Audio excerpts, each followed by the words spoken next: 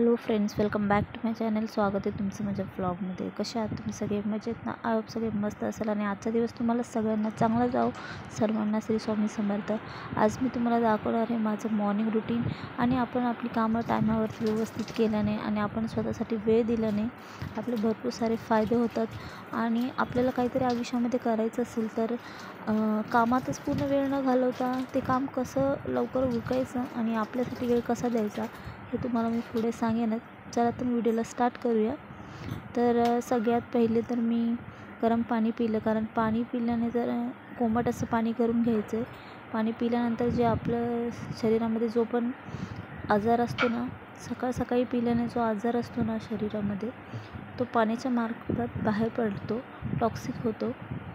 जे थांबलेलं कोणतंही विषाणू असेल किंवा काही असेल आपल्या शरीरामध्ये, तर पाण्याचा खूप फायदा होतो. सकाळी उठल्यानंतर 1 ग्लास पाणी तरी तुम्ही प्या. ॲटलिस्ट तुम्ही कोमट पाणी नाही पिऊ शकलं तर तुम्ही साधं पाणी तरी पिऊ शकता. तर माझं सकाळी टिफिन होता. 5:30ला मी उठली होती आणि सकाळी माझा मॉर्निंगचा टिफिन होता. तर टिफिन बनवून त्याच्यानंतर मी थोडा वेळ पाणी भरलं. आणि आता माझ्या मुलीचा एक्झाम्स चालू आहेत. सो मी पहिले तिचा पेपर घेते घरात आणि त्याच्यानंतर ती स्कूलमध्ये जाऊन पेपर देते. तर तिचा पेपर लिहून झालेला आहे. आता मी तिची केस म्हणून घेते व्यवस्थित.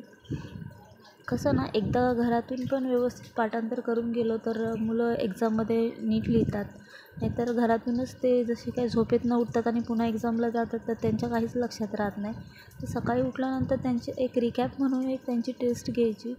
जर वेळ नाही तुमच्याकडे स्वतःहून घेण्यासाठी तर एक क्वेश्चन पेपर बनवून ठेवायचा आणि तसा घ्यायचा. म्हणजे काय होतं ना, त्यांच्या लक्षात राहतं आणि त्यांना माहिती आहे की हा बाबा आपल्याला सकाळी उठल्यानंतर पेपर द्यायचा आहे. सो ते त्या हिशोबाने लवकर पण उठतात आणि तयार पण राहतात. सो मी असं नेहमीच करते वृद्धीचं एक्झामच्या टाईमला.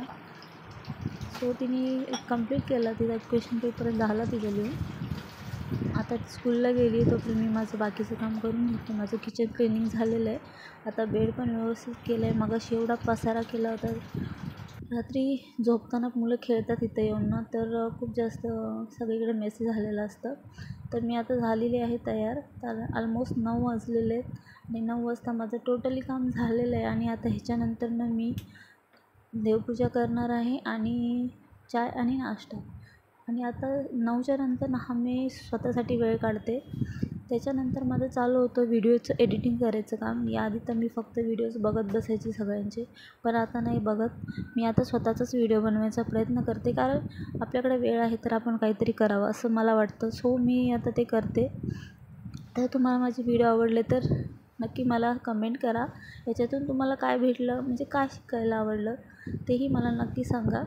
आणि पाठीमागचे व्हिडिओ माझे जाऊन नक्की बघा. आवडले तर लाईक करा, कमेंट करा, शेअर करा. आणि चॅनलवर तुम्ही जर नवीन असाल तर फॉलो जरूर करा मला.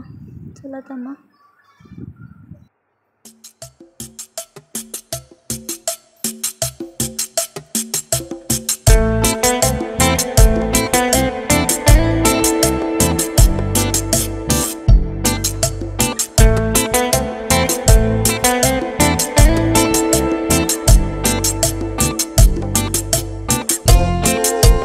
चला तर भेटूया नेक्स्ट ब्लॉगमध्ये. Bye bye. Thanks for watching.